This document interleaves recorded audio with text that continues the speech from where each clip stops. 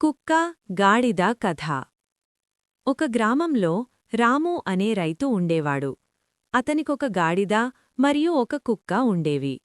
గాడిద రోజంతా పొలంలో పనిచేయాల్సి వచ్చేది. భారాలు మోయడం, నీళ్లు తేవడం అంతా గాడిదే.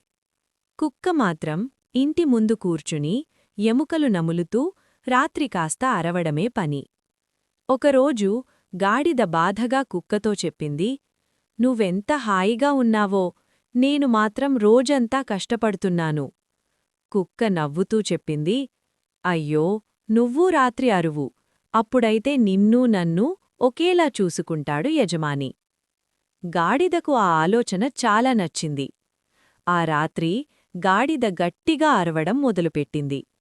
ఆ ఆ ఆ అని. రైతు భయపడి బయటికి వచ్చాడు.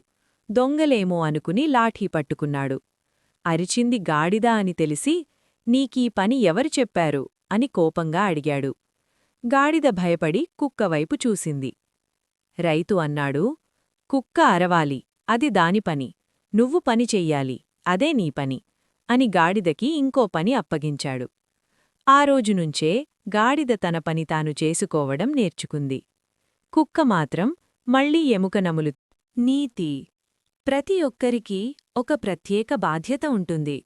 ఇతరుల పని అనుకరించడం వల్ల సమస్యలే వస్తాయి.